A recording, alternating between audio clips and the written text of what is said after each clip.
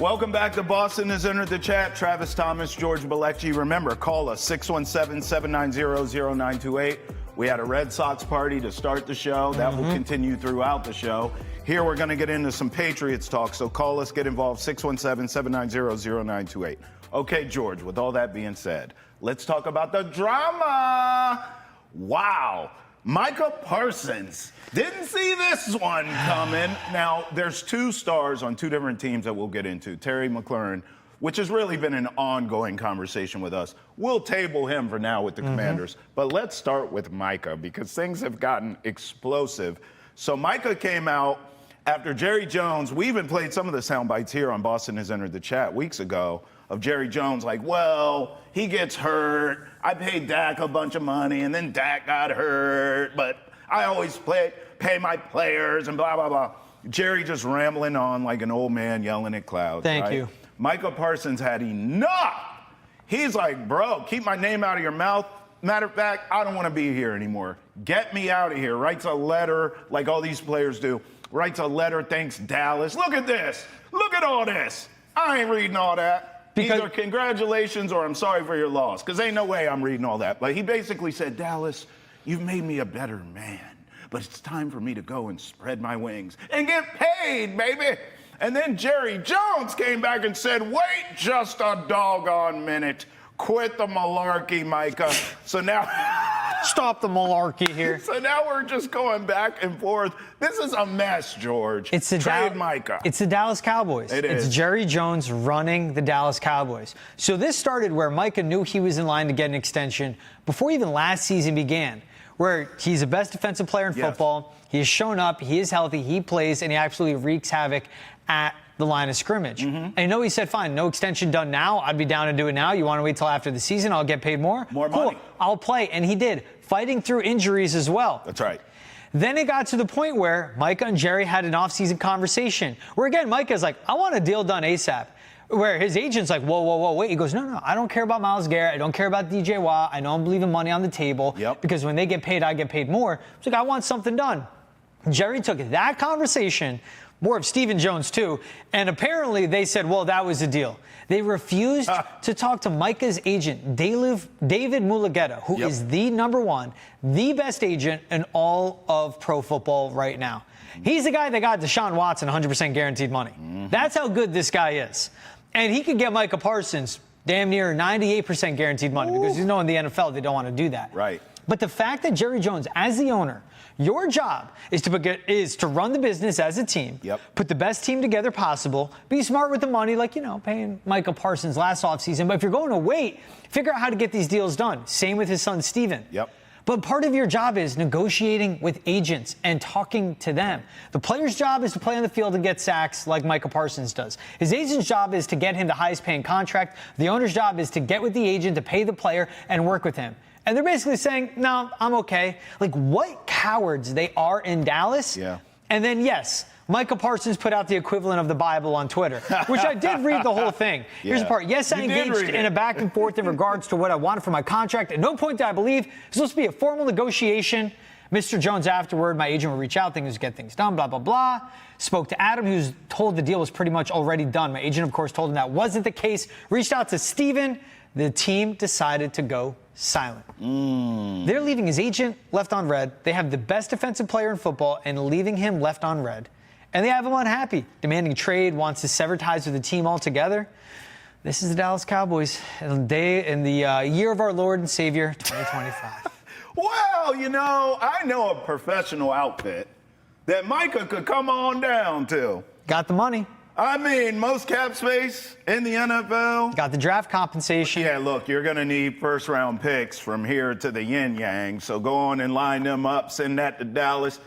You mean to tell me you can get a Christian Barmore, Milton Williams, Keon White, and a Micah Parsons, and then on the back end, Carlton Davis and Christian Gonzalez? I mean, this defense, if that were to happen, George, now you're guaranteed a playoff spot. Who the hell's scoring on that defense besides nobody, baby? Nobody's scoring on that defense. And this is a dude that plays football. I just think back to the Khalil Mack trade we saw in 2018. 2 first-round picks, a 3rd, and a 6th. That's what the Raiders received for Khalil Mack. And that's what they ended up with. And some of those players panned out, some didn't. They flipped the picks. But if you go with next year's first, which could be top 10, could end up being top 18, right? Yeah. If they make the playoffs, right? We expect them or top 16. But that will be a high draft pick. You go with another first a year after that. Yeah. But when you have Christian Gonzalez, Drake May, they're going to need a left tackle eventually. They need some maneuvering. Draft another one. But it's also with Micah Parsons that he's 25, 26 years old. This isn't like Trey Hendrickson. That's right. Where Trey Hendrickson's 30 and above. He matches up with the window of paying because they could pay him now before they pay Gonzalez and Drake May. That's right. But he also pans out where he has 3 great years still. He's still getting to his peak. And he'll have 3 great years after that. Yeah. That all ties in with Drake May's peak, Christian Gonzalez's peak, and then the window of seriously competing for a Lombardi Trophy. That's such a great point because you could look at a Trey Hendrickson situation in Cincy and you could say the draft compensation would be less for him than a Micah Parsons, and you'd be correct. Maybe even the money would be less than a Micah Parsons, and you would be correct. Yes. But he is older, no doubt about it. And the timeline matches up with Micah, who is in his prime right now. And unlike what Jerry suggested, he is available. He's not an oft-injured player. He's not a guy with an injury history. He's always available, and in George's words, he's got that dog in him. Here's Jera on all the drama going on with Micah. I'm not. The facts are that that's like anything else. I think the world of Micah, and that's just part of negotiation. Would you ever consider trading Micah? Again, I don't really place that with any real seriousness. Micah's got a bad back. That's like being traded. Did the request take you by surprise? Y'all weigh it the same. Did the request take you by surprise? Again, no, that's negotiation. I've heard that so many times in my 30 years in the NFL about from not just players but agents, and of course we all understand contracts. We're under contract. That's what we're doing. We're looking at adjusting the contract, but we're under contract and we're in camp, and that's the way the rules are set up. But that is old stuff, 30 years of old stuff. Some of these issues we're hearing about trading, hurt backs, all that kind of stuff. In the past, when you've gone through these negotiations, but when you had it always usually ends with the player you want and the contract and a good number. I'm glad you brought that up. I'm really glad you brought that up. It seems like that we forget that it's been less than a year, and I paid the highest been paid in the NFL to Dak, and I paid a big price for Lamb. And anybody that says I'm not interested in financially rewarding my players hadn't been looking at the tea leaves. And so there's always negotiation, and the negotiation is to put the best team on the field. And it's many times it's not even a question of deserving. And in today's salary cap, you've got to have either or. You can't have it all. And so all those things go into the, so to speak, the equation. And the art of the deal is to get the best players out there for the resources that you have under the cap. And so that's what we're doing. That's what this is all about. But I'm here. I do what I do. I love these guys. Frankly, I could be any place in the world. And I want to be right here. I want to be right here with camp. I enjoy these players. I enjoy Micah. But as always, in any relationships, there are different moods at different times of your relationship. That's what it is. Don't lose any sleep over. So just to be that's clear, one thing I would say to our fans. Don't lose any sleep over it. Oh, Jera. That man's one of a kind. I will miss him. Wow. I will miss him one day. Jera. I mean, listen, he also kept going back to, well, he's got a bad back. Bro, what are we doing? This guy's a linebacker. He's just a football player. He doesn't have a bad back like he needs a backiotomy. You're talking like he's never going to play again. He has a bad back because he's a linebacker. That will heal in time for the regular season. And then you know what he's going to do? Ruin quarterbacks' lives. That's what he's going to do. I just hope he does it around here because it should be noted.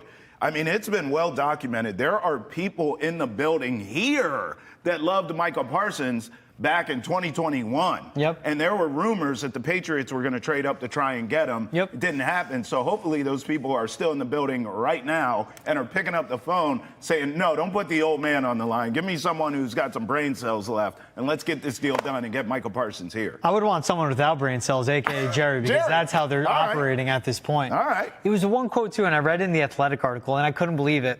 But it goes, when I grew up, I knew when Mama wouldn't let me do something, going to Daddy, and Daddy let me do it, then going back in and saying to Mama, Daddy said I could do it. That old Mama Daddy stuff, we got here doing that by nature. We're not going to do that anymore. Dude, that's what his whole thing is. What does that even mean, Jera? Exactly. What does that mean? These crazy analogies, and he's acting like Micah is dodging them. He had a man-to-man convo with you. He did. And it's also at the same time, too, like, you just, again, this is being a coward, and this is taking advantage of Micah Parsons. Yep. He's 25, 26 years old. And let me tell you something. He's an expert at getting to the quarterback and bringing him down. By no means is he an expert on business, contract negotiations, and also just legal terms and being a lawyer in a sense. That's what goes into it. There is a reason these agents in pro sports make all this money, because there's so much legal matters and so much money on the line. Jerry Jones, you are an expert at marketing and running an NFL team, because the Cowboys are still so relevant after being completely irrelevant when it comes to playoff and winning football since the late 90s. Yep. So I'll give him his due there. He's an absolute expert and a mastermind between marketing and running a brand. Yeah. David Mulugeta is an expert and a mastermind when it comes to contracts. Micah, again, this is how it boils down. Micah Parsons is an expert and a mastermind when it comes to playing football. Yeah. He plays football the way it should be played, the way it was designed to be played, and he plays it better than anyone at his position since he got into the league.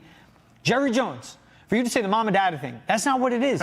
You're trying to take advantage of a 25, 26-year-old, probably spoke too much behind closed doors. He trusts And you know what? He's learning from that, and he made a big mistake. But you are making a mistake by making a fool of yourself and continuing to tarnish your legacy. Yeah. Talk to the agent. Stop talking to the media.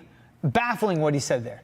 Talk to the agent. Get the deal done. You could have done this a year ago. It's the same thing with CD Lamb. It's the same exact thing with Dak Prescott. Yep. You keep kicking the can down the road to pay these guys and you end up paying more. What are you doing? Okay, so now it poses a question. Who's the biggest loser then there in the NFC East? Is it the Cowboys, who we talked about this drama with Micah, or is it the Commanders, who still, listen, for my money, inexplicably have not signed Terry McLaurin? I don't understand this. And I do get he's 30, he's had some years on him, there's some mileage there.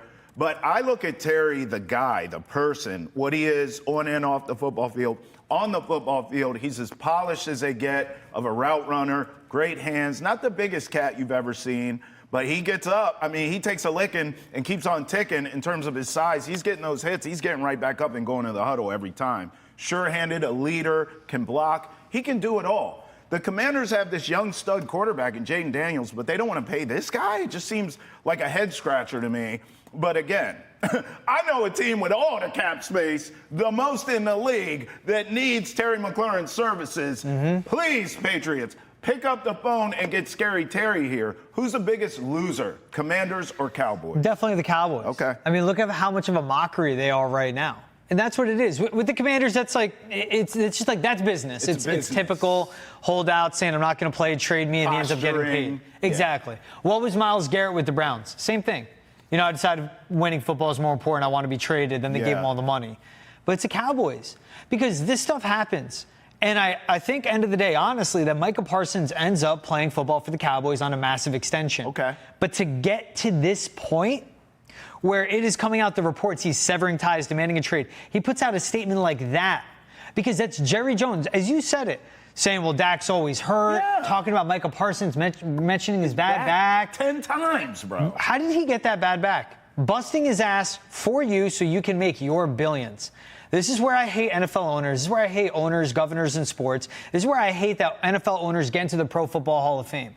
Everything they accomplish when it comes to the money they make is on the back of the players. It's on the sacrifice of the players. Yeah. They deserve to be honored. Yeah. They deserve to be in Canton. You have your billions, and they still get a fraction of what you make when it comes to their contracts, which is they make so much money, and it's good for them. They are so specialized at a certain skill. But this is when I hate it when owners cry to get into the Hall of Fame, when owners cry poor, when owners cry about anything, right?